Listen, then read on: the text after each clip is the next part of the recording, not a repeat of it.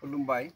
मोनसे गोनां फोसावनाय जोंनि बिश्वनाथ जिल्लानि सिङाव थानाय सानजा गहपुर दखरा बैसागु मेला आफादनि सोमोन्दै जों फोरमायनो नागिरदों।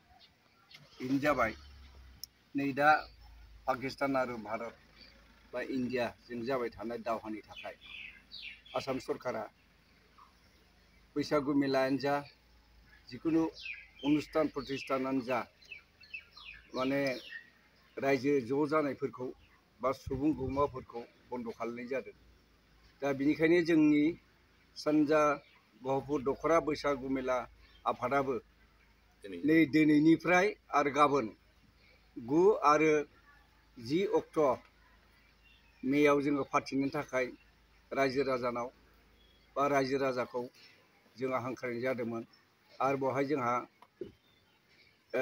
मेथाइ खनग्रा गायक नयन बरगयारी बिथांखौबो जोङो बे सारखौबो हांख्रायनाय जादोंमोन। नाथाय दुखुनि खोथा जाहैबाय, दुखुनि बाथ्रा। दा जोंनि रायजो हादोरानो दावहायाव नांफाबनानै थानायाव जोङो सरकारनि बिथोन बायदियै जोंनि सानजा दखरा गहपुर रंजालि बैसागु आफादाबो दिनै आरो गाबोन जानो गोनां अर्थात 9 आरो 10 मेयाव जानो गोनां बैसागु मेलाखौ बा बैसागु रंजालि बैसागु मेलाखौ जोङो दोनथ'नो थाखाय रायजो राजाखौ मिथिनो दिनै खौरांगिरि बिथांनि सिगाङाव जोङो फोरमायनाय जाबाय। रायजो राजाफोरनिसिम मोनसे मिथिहोनो नागिरदों। बेनो जाहैबाय दा जोंनि भारत हादरनि जिथु थासारि, बे थासारिया गाज्रिनिफ्राय गाज्रि बारानिफ्राय बारा जाबोगासिनो दं। पाकिस्तानजों जिहेतु दावहा, पाकिस्ताननि इन्डियाजों जिथु दावहा बे मोगा मोगि जागासिनो दङ।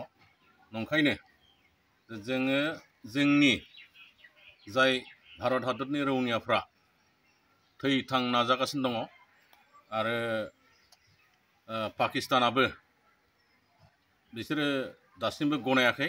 नंखायनो बे दावहाया हयथ' बारानिफ्राय बारा जालांनो हासिगौ।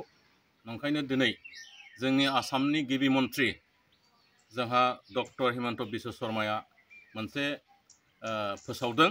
बे फोसावनाया जाहैबाय दिनैनिफ्राय अदेबानि गाबोननिफ्राय 10 अक्ट'निफ्राय मेनि 10 अक्ट'निफ्राय गासिबो सारा आसामाव जेसेबांनाखि बे रोखोमनि बैसागो मेला खुंनो गोनां दंमोन बेफोरखौ गासैबो बन्द' खालामनो थाखाय खावलायदों।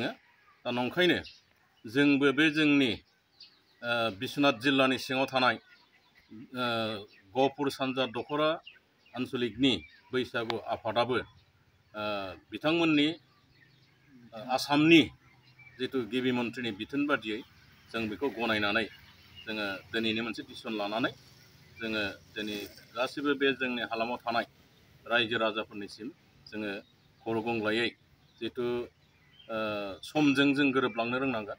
नंखायनो बे समनि थिननायाव जों बेखौ मावफुंनो गोनां जाबाय। बेनिखायनो जोङो दिनैनो फोसावनाय जाबाय जे जोङो बैसागु मेलाखौ दोनथ'नाय जाबाय। गोजोन्थों।